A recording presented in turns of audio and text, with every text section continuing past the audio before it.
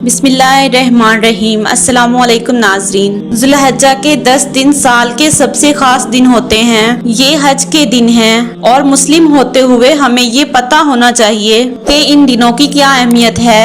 رسول صلی اللہ علیہ وسلم نے فرمایا کہ ذو الحجہ کے پہلے 10 دن میں کی گئی نیکیاں اللہ تعالیٰ کو پورے سال میں کی گئی نیکیوں سے سب سے زیادہ پسند ہیں، تو ان دنوں میں ہمیں کوشش کرنی چاہیے کہ ہم زیادہ سے زیادہ نیکیاں کریں، کیونکہ ہر نیکی کا ثواب دگنا ہو جاتا ہے۔ اور ان دنوں میں ہمیں روزے بھی رکھنے چاہیے۔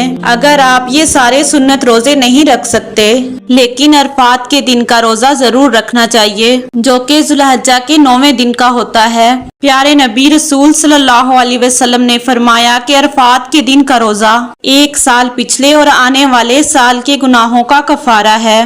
اس کا مطلب ہے کہ عرفات کے دن کا ایک روزہ رکھنے سے 2 سال کے گناہ معاف کر دیے جائیں گے۔ رسول صلی اللہ علیہ وسلم نے فرمایا کہ عرفات کے دن اللہ تعالیٰ جہنم سے سب سے زیادہ لوگوں کو آزاد کرتا ہے اور انہیں معاف فرما دیتا ہے۔ 10 ذو الحجہ کے دن کسوہ یعنی کعبے کا غلاف بدلا جاتا ہے۔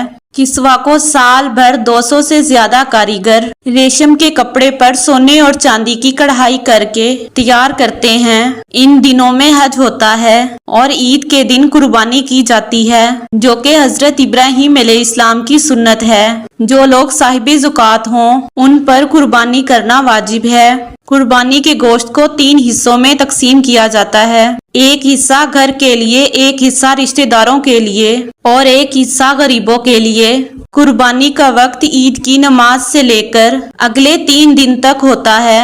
جس طرح ہم رمضان المبارک کو اہمیت دیتے ہیں، اسی طرح ہمیں ذو الحجہ کے ان 10 دنوں کو بھی اہمیت دینی چاہیے، کیونکہ ان دنوں کی گئی نیکیوں کا ثواب کئی گنا زیادہ ملتا ہے۔ اس لیے ان دنوں اللہ تعالیٰ کے ذکر کو بڑھا دیں، زیادہ سے زیادہ صدقہ دینے کی کوشش کریں اور اپنی عبادت میں اضافہ کریں۔